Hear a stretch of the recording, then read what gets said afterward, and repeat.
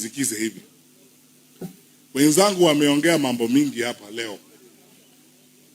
Nimemsikiza Mheshimiwa Rais wetu leo asubuhi. And on this particular one, munisikize kwa makini. I respect the office of the president. Mimi naheshimu katiba yetu na desturi yetu ya uongozi wa nchi yetu. Inaonyesha wazi kwamba yule ambaye ako kwa hiyo ofisi is a symbol of national unity.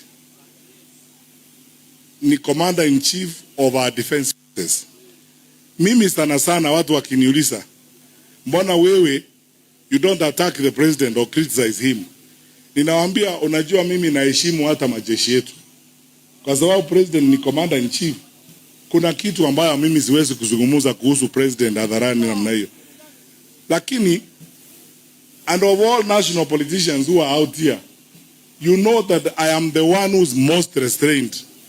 Kwa hii, I don't like talking about personal things, attacking other leaders, and going personal. Kwa sababu, we must be the change that we desire. Kenyans, after 6 decades of independence, wanatarajia wale tunataka uongozi to be measured, to be mature, to be decent, even in the language we use about each other. Ama namna gani wananchi?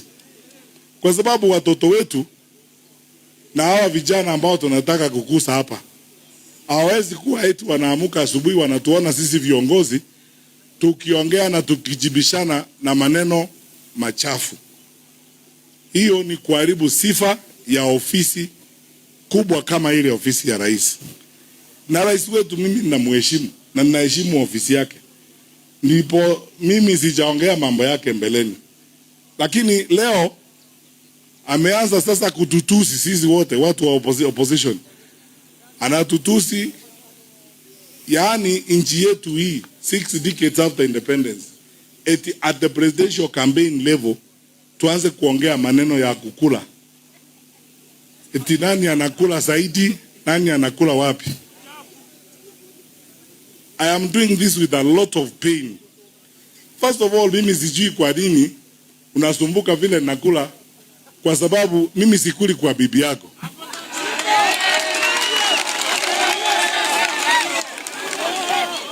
Mimi hujaniona, hujaniona nikija, hujaniona nikienda kutafuta chakula kwa bibi yako ama kwa watu wako. Mimi nakula ndizi kule Kisii kwetu na ugali na huko.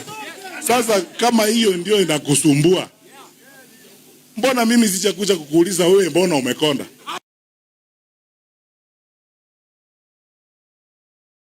Unajua, mimi nataka kuwaomba hivi.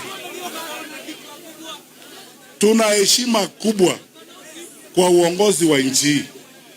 Na ile standard imewekwa na wale wameenda mbele. Mzee Moi mwenyewe, Mzee Mwai Kibaki, Uhuru Kenyatta. Hiyo ndio standard tunataka kwa hiyo ofisi ya rais. Lakini sasa unataka kuibua mjadala kuhusu kukula. Ili tuanze sasa Kenya kusema ni nani amekula mashamba Narok? Ni nani amekula mambo hapa Narok? Unataka tuzungumzie kukula kweli?